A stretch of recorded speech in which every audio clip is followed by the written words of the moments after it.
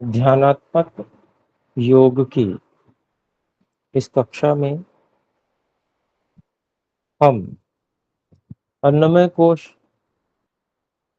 पर विजय के लिए प्रयास कर रहे हैं और साथ ही हम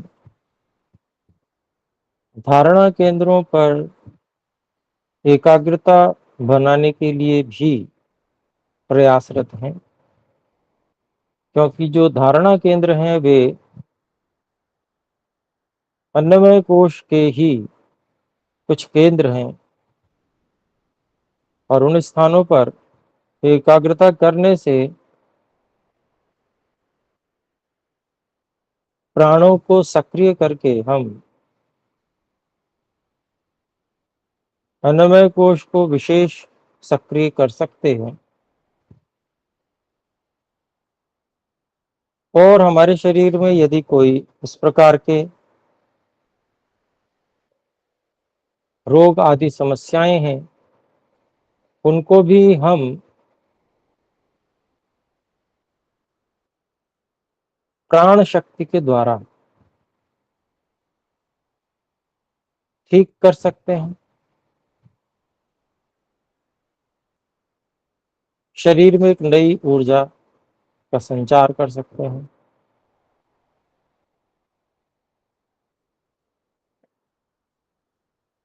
यदि हम अच्छी प्रकार से अन्नमय कोश को स्वस्थ रखना जान गए हैं, तो हम उन नियमों का पालन करते हुए इस कार्य को कर सकते हैं। अन्यथा जो समस्या है वो ज्यों की त्यों बनी रहेगी। उसका कारण ये है कि जब हमें यह ज्ञान नहीं होता कि हम गलती क्या कर रहे हैं, तो एक तरफ तो हम प्रयास पूर्वक गलती कर रहे होते हैं और दूसरी तरफ उसकी भरपाई के लिए प्रयास कर रहे होते हैं। तो जितना प्रयास हम भरपाई में करते हैं वो कम पड़ जाता है, छोटा पड़ जाता है। गलती का जो पुराना अभ्यास है वो अभ्यास ज्यों का त्यों बना रहता है और उसके कारण से रोग और समस्या भी ज्यों की त्यों बनी रहती है। तो इसलिए अपने को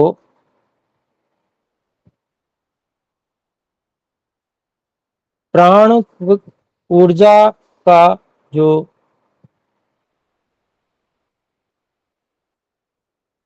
अन्नमय कोश में अनेक स्थानों पर अलग अलग स्तर हैं,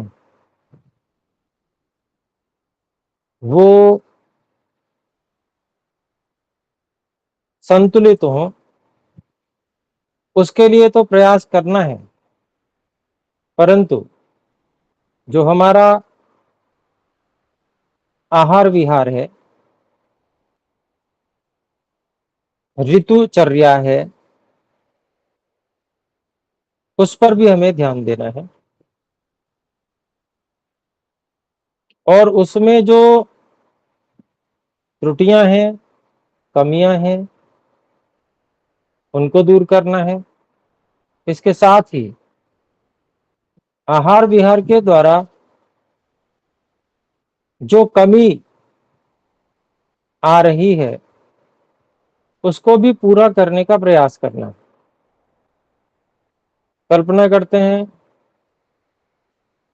भूख नहीं लग रही है, दीपन नहीं हो रहा, तो दीपन के लिए विशेष आहार का उपयोग। पाचन नहीं हो रहा है तो पाचन के लिए विशेष आहार औषध का उपयोग। अनुलोमन नहीं हो पा रहा है तो अनुलोमन के लिए विशेष औषध इत्यादि का उपयोग, वो हमें साथ में करना चाहिए, जिससे कि शरीर के जो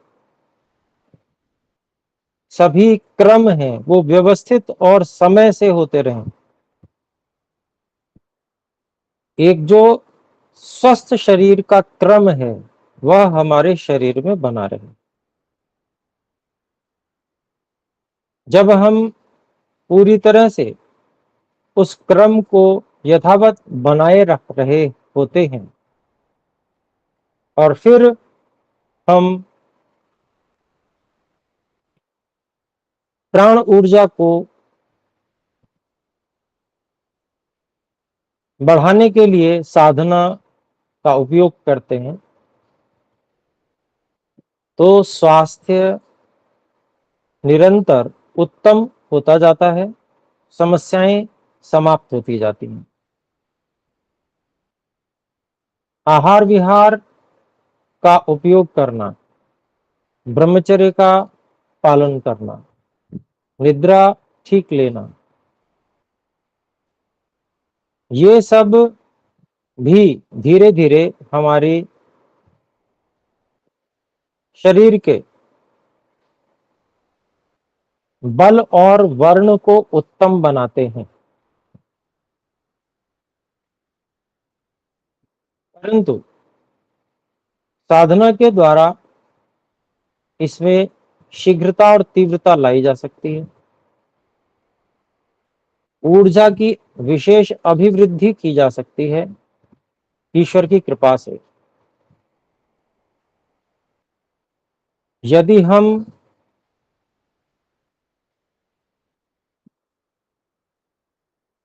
जो 7 प्राण केंद्र हैं उन पर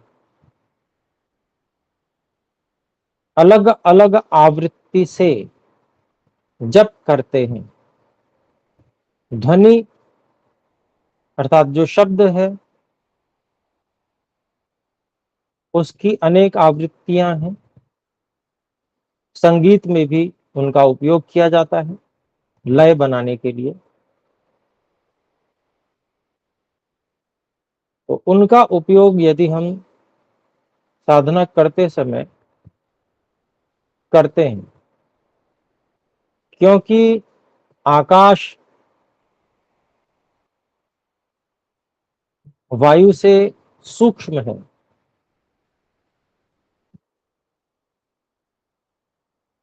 और प्राण में मुख्य वायु है,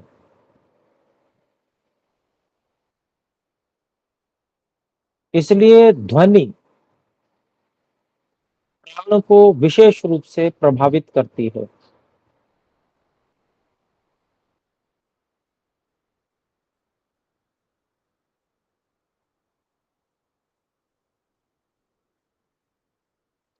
तो इस का उपयोग जब हम करते हैं और साथ में एकाग्रता से मिलने वाले आनंद से आनंदित होते हैं, प्रसन्नता हमारी बढ़ती है।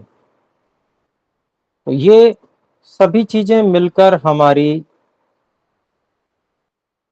उस स्थान की प्राण ऊर्जा को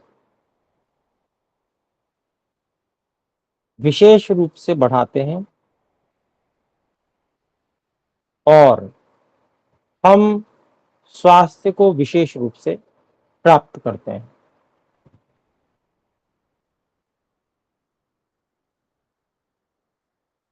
और यह हमारा अन्नमय कोश में जो बल प्राप्त होता है उसका हम उपयोग ईश्वर की आज्ञा पालन करने में व्यवहार काल में अधिकाधिक करते हैं। तो ईश्वर की विशेष कृपा भी और अधिक हमें प्राप्त होती जाती है और हम साधना में आगे बढ़ते जाते हैं। हम इस बात को समझ चुके हैं कि अन्नमय कोश का बलवान होना,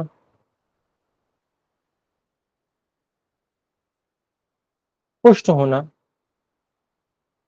प्राण शक्ति को उत्तम रूप में प्राप्त करने के लिए बहुत आवश्यक है।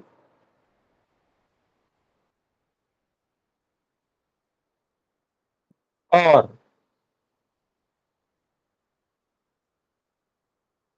मन को एकाग्र अवस्था में सूक्ष्म स्तर के उत्तम प्राण की उपलब्धि प्राण के बलवान होने पर निर्भर है, जिससे हम लंबे समय तक एकाग्र अवस्था में रहते हुए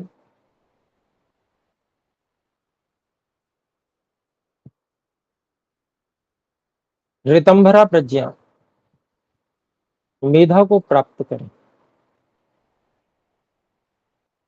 ऐसी मेधा को प्राप्त करें जो केवल सत्य को ही धारण कराती है। अर्थात समाधि अवस्था में हम जो कुछ भी ज्ञान प्राप्त करें वो पूरी तरह से सत्य हो।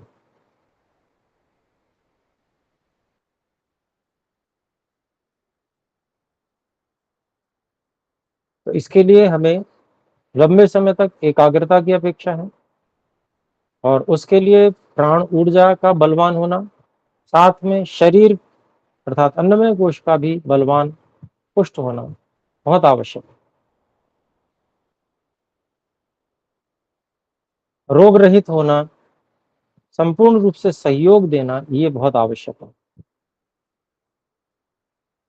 तो आइए हम साधना के क्रम में आगे बढ़ते हैं, मैं ऐसा विश्वास करते हुए कि हम सभी साधक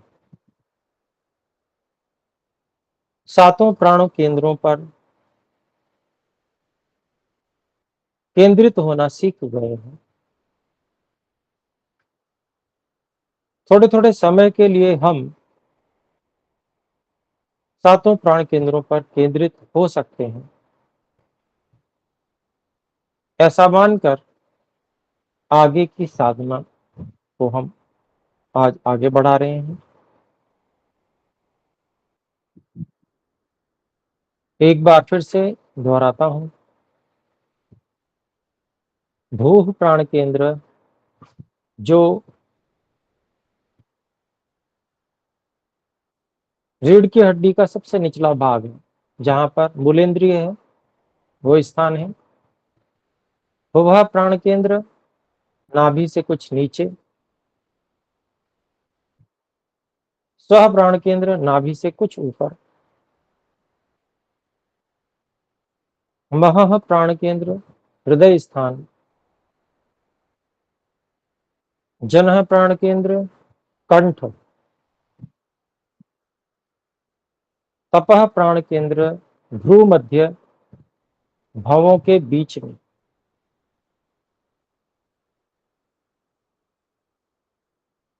सत्यम प्राण केंद्र कपाल के बीचों बीच सबसे ऊपर। ये हमारे अन्नमय कोश के अंतर्गत प्राण केंद्र हैं। परंतु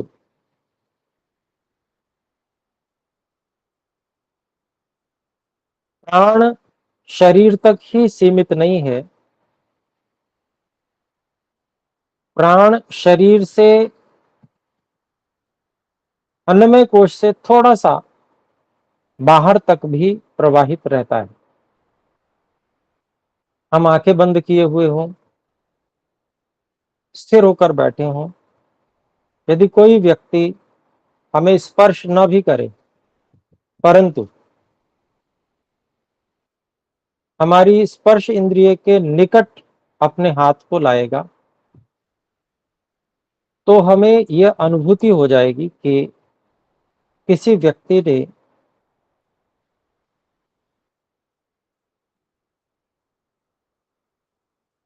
शरीर के निकट अपने हाथ को अथवा किसी वस्तु को रखा है, लेकर आया है। ऐसा हम सभी अनुभव भी करते हैं कि पूरी तरह से स्पर्श न भी हुआ हो तब भी हमें यह अनुभूति हो जाती है कि पास में कुछ है। उसका कारण प्राण ही है। अर्थात प्राण केवल अन्नमय कोश तक सीमित नहीं है, अन्नमय कोश के कुछ थोड़ा सा बाहर भी यह प्राण है, जो कि हमें अनुभूति कराता है।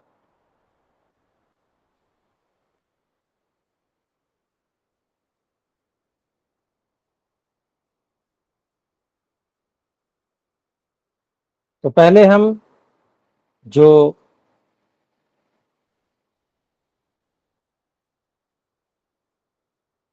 अन्नमय कोश में स्थित 7 प्राण केंद्र हैं, उनके लिए ध्वनि की आवृत्ति निर्धारित करते हैं।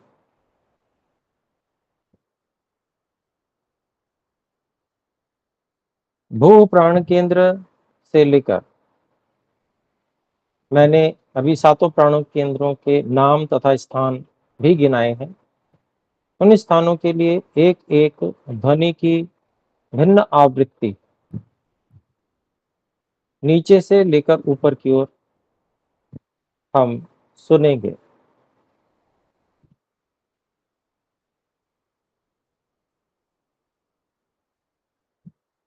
ओ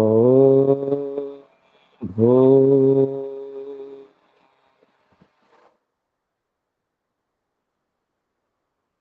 भुवः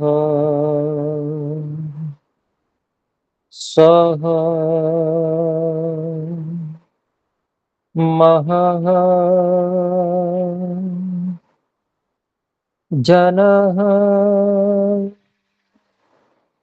तपः सत्यम।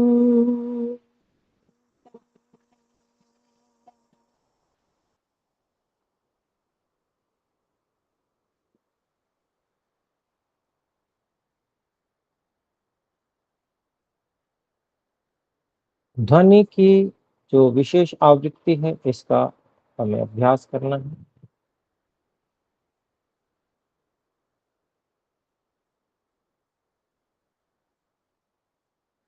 केवल ओम बोलकर भी हम इन आवृत्तियों का अभ्यास कर सकते हैं, लेकिन पहले हम प्राण केंद्र का नाम बोलकर ही अभ्यास करेंगे, जिससे हम नाम बोलने से उस प्राण केंद्र पर रहें और उस आवृत्ति को हम पकड़ें। वह आवृत्तियां जो बिल्कुल सरल संगीत की हैं, उनको ही क्रम से लिया गया है, जो कि इस प्रकार है: सा रे ग म प ध नि। ये 7 आवृत्तियां हैं। ओम भू भुवः स्वः महः जनः तपः सत्यम।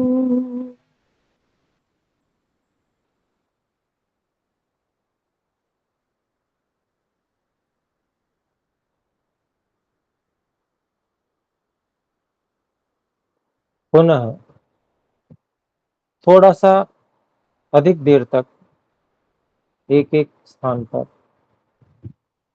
थोड़ा लंबा खींचते हुए प्रयास करेंगे। ओम भुवः स्वः महः जनः तपः सत्यम।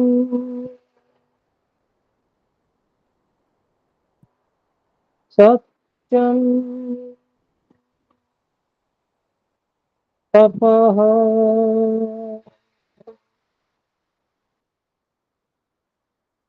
जनः महः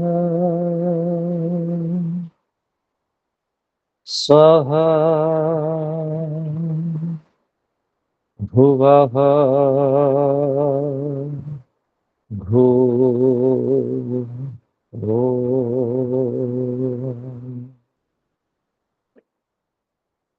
ॐ भुवः स्वः महः जनः तपः सत्यम्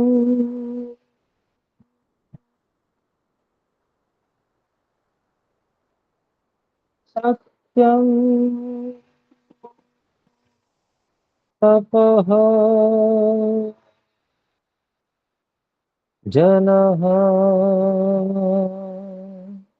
महः स्वः ध्रुवः भू भू ओ ओ भुवः स्वः महः जनः तपः सत्यम् सत्यम् तपः जनः महः स्वः भुवः भू भू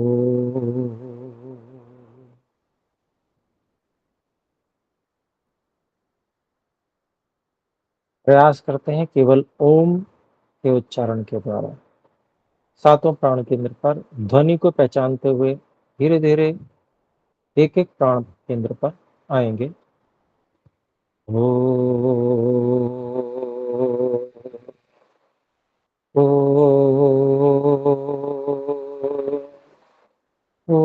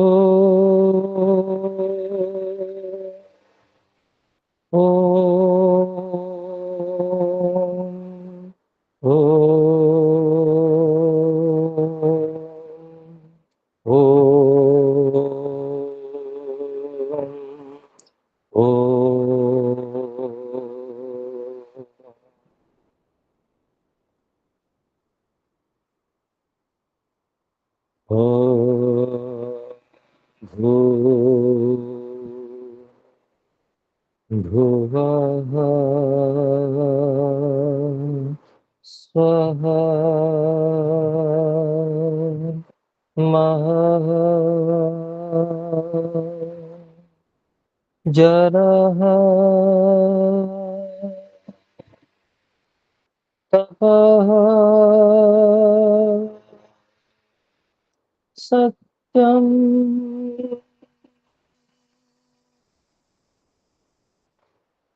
सत्यम् तपः जनः महान् स्वः भुवः भूः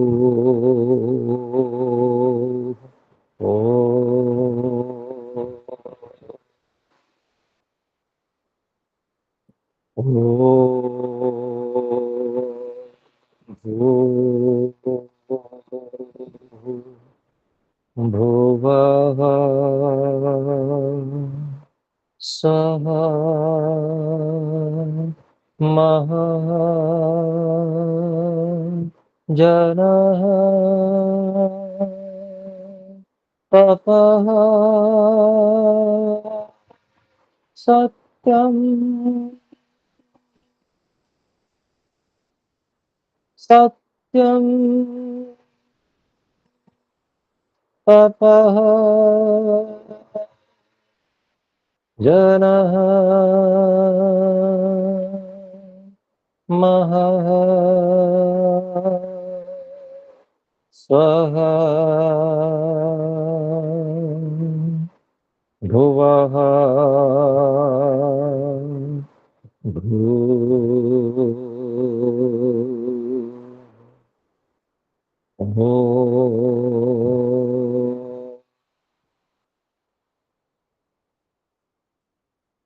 ओ ओ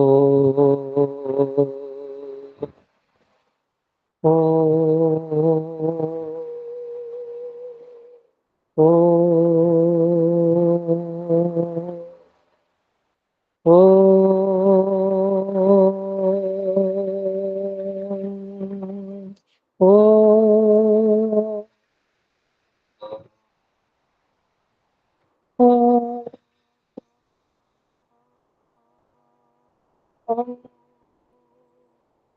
ओ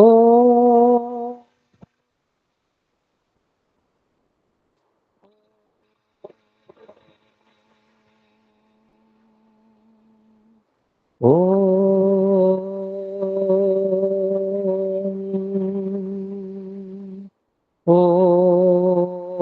ओ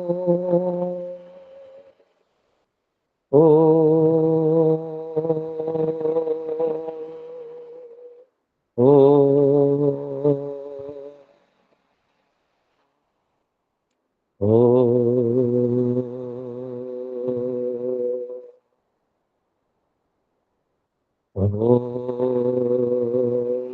ओ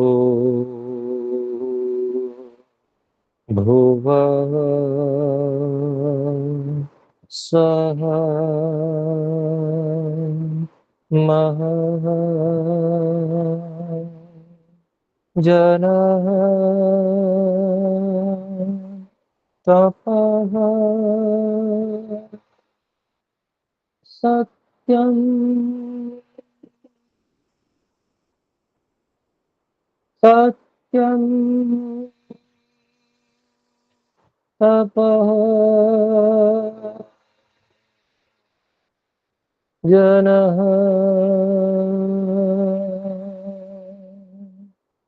महः सः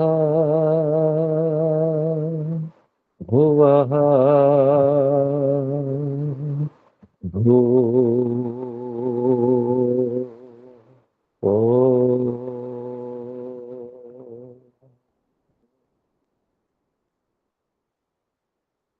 ओ ओ ओ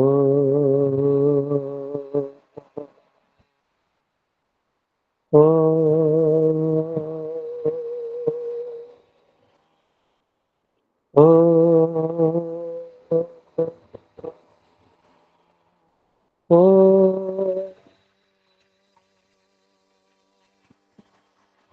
ओ ओ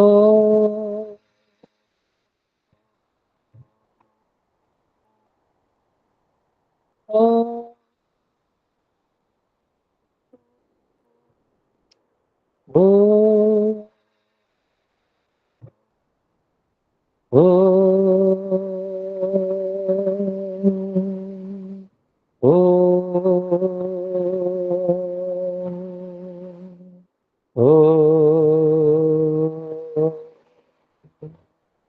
ओ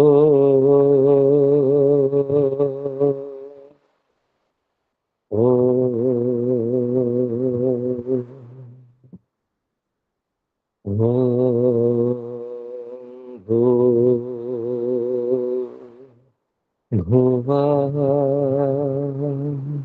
स्वः महः जनः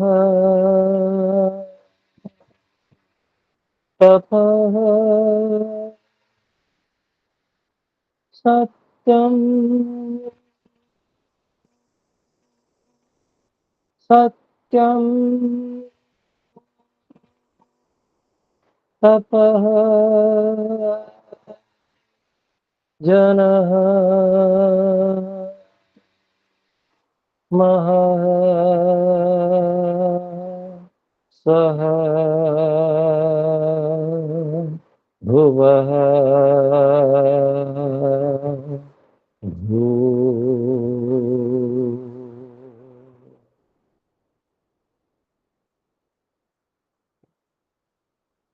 अब हम ध्वनि के साथ साथ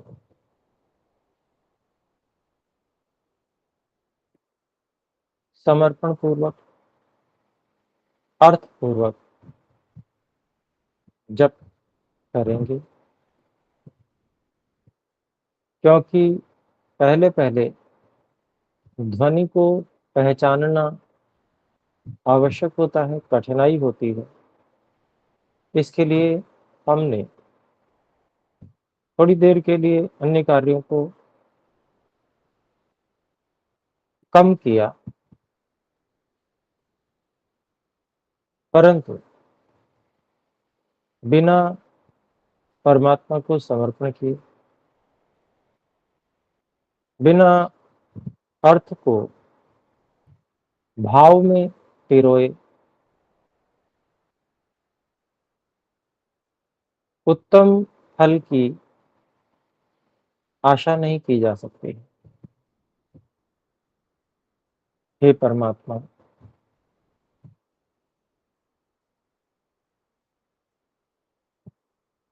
जहाँ मैं उपस्थित हूँ, यहीं पर आप भी सर्वव्यापक होने से उपस्थित हैं।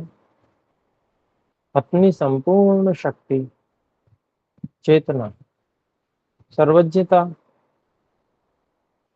के साथ हूँ और मेरी और सभी प्राणियों की निरंतर सहायता आप प्रत्येक कार्य में कर रहे हैं।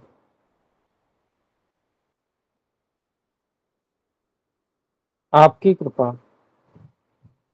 मुझ पर निरंतर बनी हुई है। हे परम गुरु, आपके द्वारा ही प्रेरित होकर मैं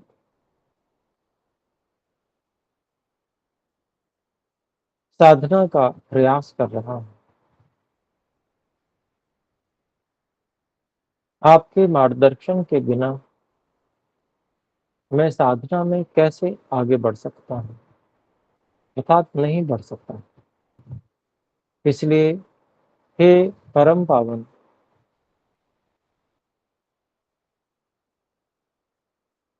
हे परम गुरु, कृपा करके मेरे प्रयास को सफल बनाने के लिए मेरी सहायता करें। हे परमात्मा, आप सर्वरक्षक हैं। आप प्राणों के भी प्राण हैं, प्राण प्रिय हैं, दुखों से छुड़ाने वाले हैं, सुख स्वरूप हैं, आनंद स्वरूप हैं।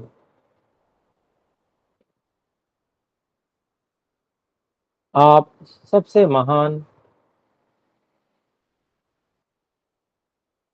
अत्यंत उत्कृष्ट भावों वाले, परोपकार ही परोपकार करने वाले हैं। ये संपूर्ण जगत के उत्पत्ति करने वाले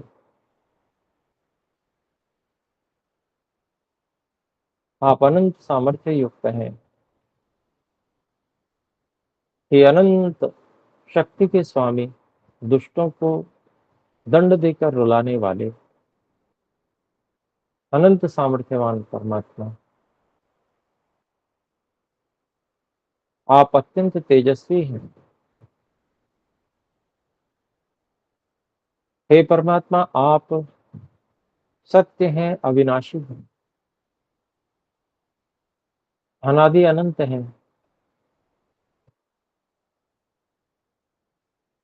एक एक महाव्याहृति के साथ में उसके अर्थ को भी हम जोड़ने का प्रयास करेंगे। साथ में, हे परमात्मा, आपको मैं पुकार रहा हूँ, आपकी सहायता विशेष मैं चाहता हूँ, और आप जो निरंतर सहायता कर रहे हैं उसके लिए आपका कोटि कोटि धन्यवाद। मैं अत्यंत कृतज्ञ हूँ और आपको बार बार नमन करता हूँ। अब हम पुनः मन में भाव को बनाए रखते हुए ध्वनि की न्यूनता अधिकता के क्रम के अनुसार जब फिर से करेंगे। और अब हमको समर्पण, अर्थ का भाव, ये भी बनाने का प्रयास करना है।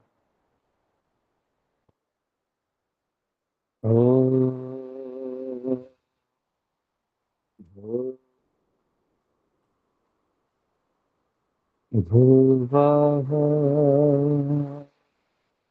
स्वः महः जनः तपः सत्यं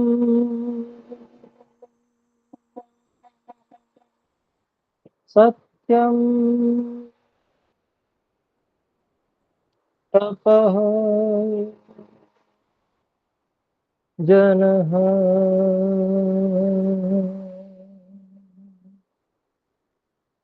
महः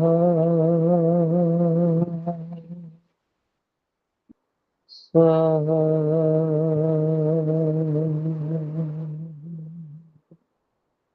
भुवः भूः भूः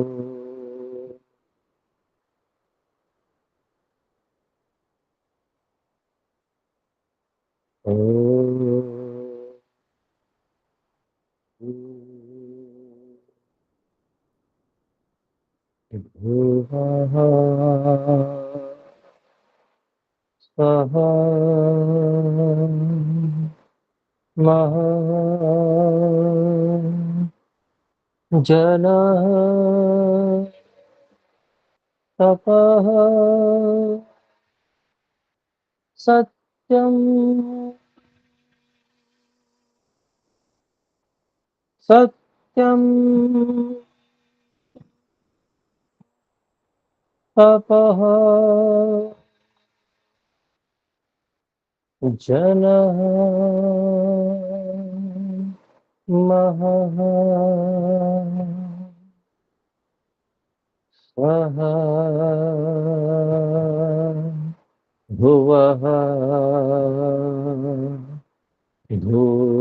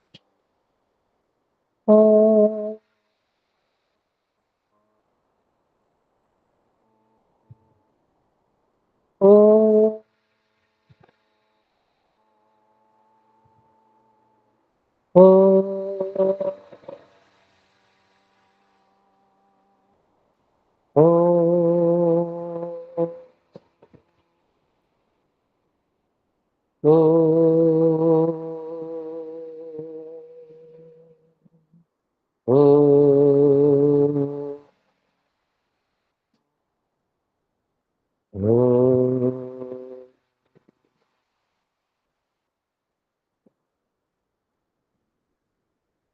गायत्री मंत्र के माध्यम से इसी प्रकार से स्वर के ध्वनि के क्रम से प्रयास करेंगे। समर्पण अर्थ की भावना हम पहले भी बनाते रहे हैं, केवल ध्वनि को ऊंचा नीचा यहाँ पर हम करेंगे। भूः प्राण केंद्र पर भूः, भुवः प्राण केंद्र पर भुवः, स्वः प्राण केंद्र पर स्वः,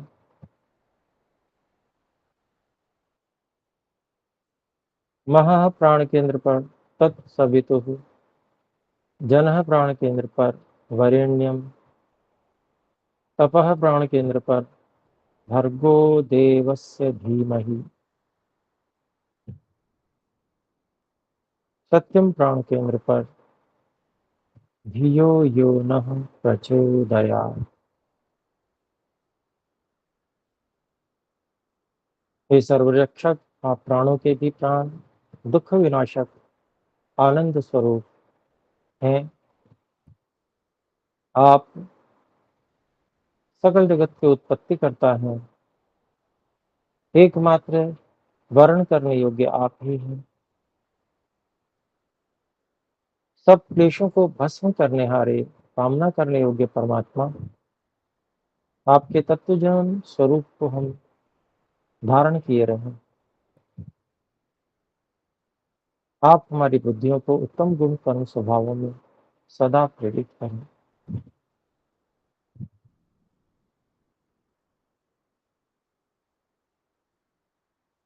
ओम भूर्भुवः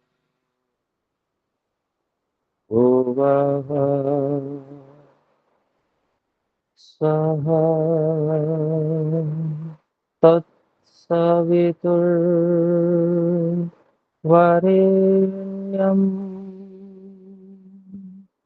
भर्गो देवस्य धीमहि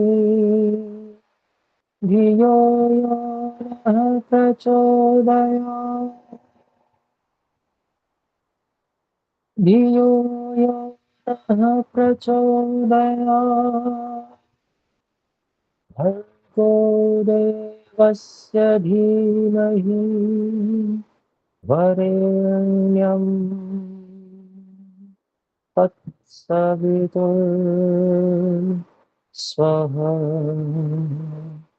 भुवः भूः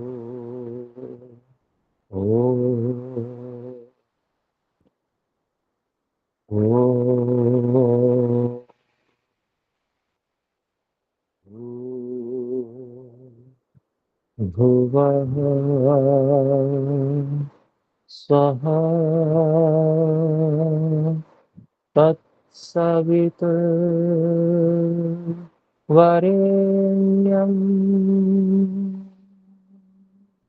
भर्गो देवस्य धीमहि धियो यो नः प्रचोदयात्। धियो यो नः प्रचोदयात्। भर्गो देवस्य धीमहि वरेण्यं तत्सवितुर्वरेण्यं भुवः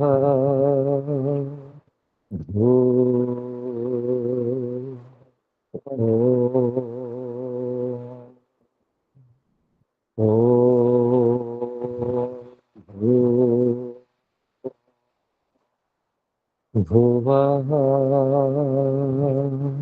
स्वः तत्सवितुर्वरेण्यं भर्गो देवस्य धीमहि धियो यो नः प्रचोदयात्।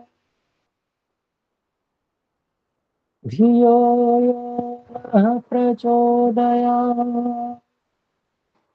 भर्गो देवस्य धीमहि वरेण्यं तत्सवितुर्वरेण्यं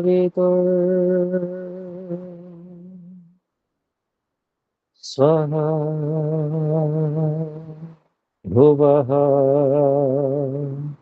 भूः ओम्।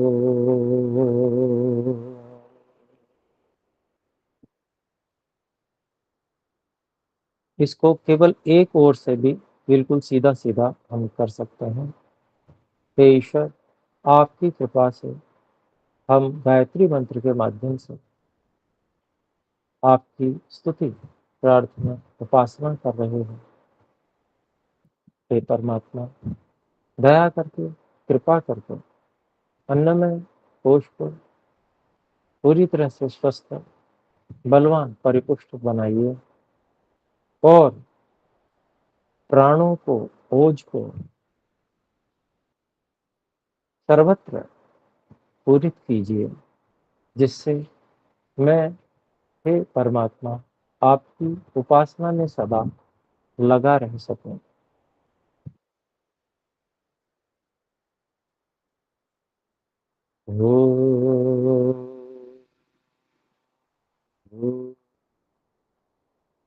भुवः स्वः तत्सवितुर्वरेण्यं भर्गो देवस्य धीमहि धियो यो नः प्रचोदयात्। ॐ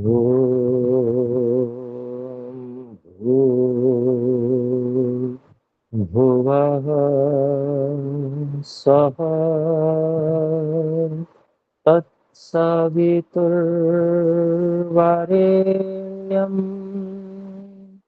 भर्गो देवस्य धीमहि धियो यो नः प्रचोदयात्।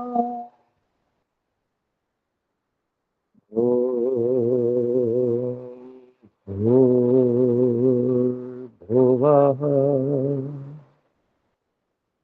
स्वः तत्सवितुर्वरेण्यं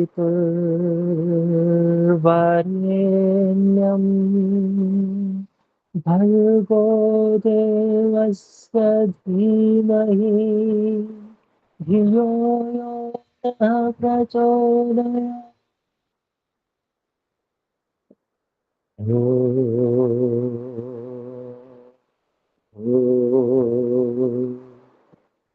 भुवः स्वः तत्सवितुर्वरेण्यं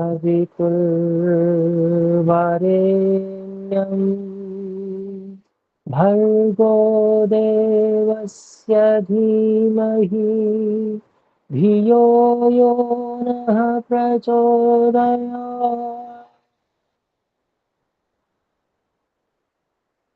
ॐ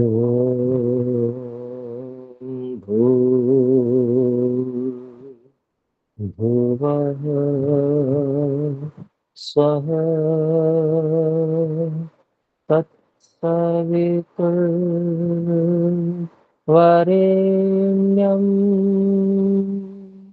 भर्गो देवस्य धीमहि धियो यो नः प्रचोदयात्।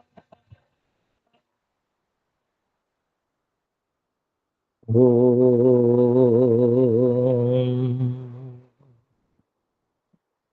भूः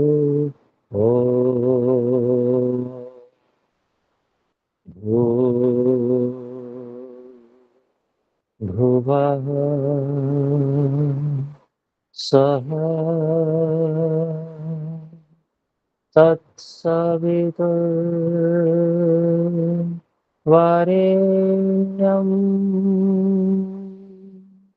भर्गो देवस्य धीमहि धियो यो न प्रचोदयात्।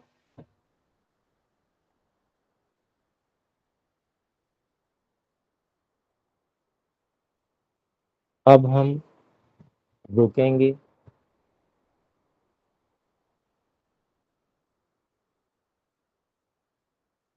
इंद्रियों को धारणा केंद्र से अब बाहर की ओर भेज दें।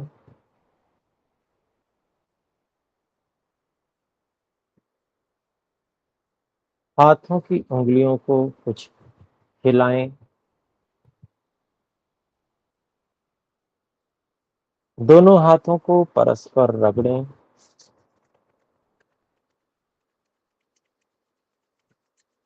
आंखों पर, चेहरे पर स्पर्श कराते हुए धीरे धीरे आंखों को खोल लें। थोड़ा सा समय शेष है, इसमें प्रश्न मैं आपके सामने रखूंगा, उनका उत्तर आपको हाथ उठाकर हस्तोत्थापन द्वारा देना है। हस्तोत्थापन करने के लिए नीचे जो 3 बिंदु दिए हुए हैं उनको स्पर्श करेंगे, तो सबसे ऊपर की ओर एक हाथ का चिन्ह आपको दिखेगा, उसको स्पर्श कर देना है, छू देना है, तो आपका जो हाथ है संकेत के रूप में स्क्रीन पर दिखने लगेगा। फिर जब मैं आपको हाथ नीचे करने के लिए कहूँ तो इसको फिर से छूना है, वहीं पर जाकर उन्हीं 3 बिंदु पे जाएंगे और फिर से उसको छुएंगे तो वहाँ उसी प्रकार से हाथ का चिन्ह दिखेगा, उसको फिर से छुएंगे तो हाथ नीचे हो जाएगा। तो प्रश्न है कि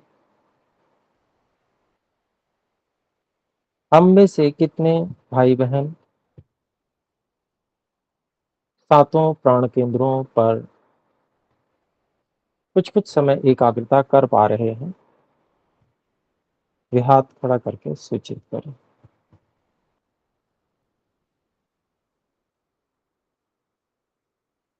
बहुत सुंदर, धन्यवाद। हाथ नीचे कर लें।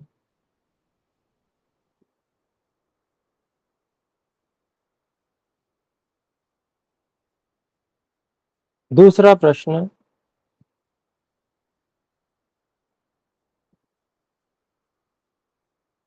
आज कुछ थोड़ा सा मैंने क्रम बढ़ाया है, इसका आपको अभ्यास करना होगा। सामान्य रूप से जो आप में से 5 भाई बहन हैं जो प्रत्येक धारणा केंद्र पर थोड़े थोड़े समय केंद्रित रह पा रहे हैं और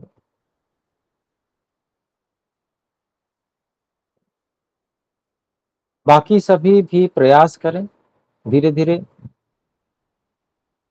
एक एक केंद्र पर प्रयास करेंगे। संध्या के समय में जैसे मैंने बताया संध्या भी करते हैं, तो संध्या करते समय हम एक ही केंद्र पर प्रयास करें कि केंद्रित रहें।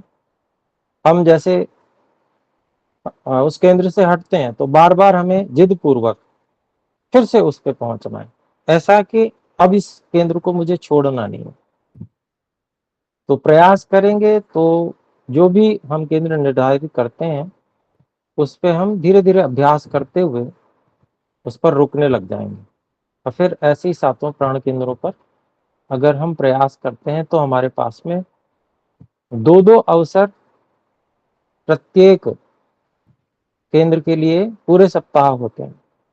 14 बार संध्या करते हैं हम प्रातः सायं 7 दिनों में, तो एक एक केंद्र का हम दो दो बार अभ्यास कर सकते हैं, क्योंकि संध्या में हमें एकाग्रता तो करनी ही है, किसी एक केंद्र पर हम कर लें तो वो अभ्यास करेंगे तो धीरे धीरे आपको निश्चित रूप से सफलता मिलेगी और आपको बहुत लाभ भी मिलेगा और आनंद भी आएगा। दूसरा मैं जो प्रश्न पूछना चाह रहा था कि आज जो हमने संगीत का क्रम एक बनाया, जो कि बिल्कुल सामान्य है, संगीत का बिल्कुल प्रारंभिक कार्य। तो उसको हमने सम्मिलित किया है इसमें। विविध ध्वनि की आवृत्तियों पर हम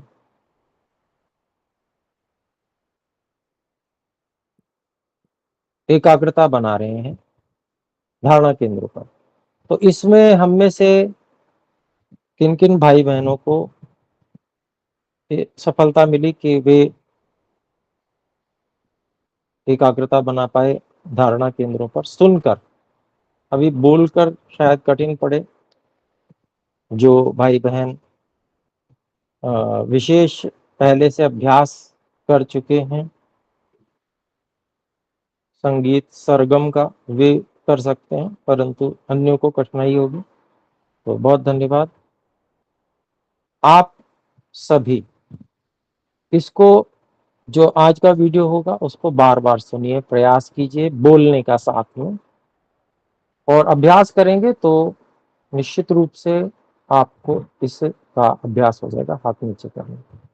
धीरे धीरे अभ्यास बढ़ाने से आप बोल भी सकेंगे उस आवृत्ति पर, और बहुत अच्छा अभ्यास होगा।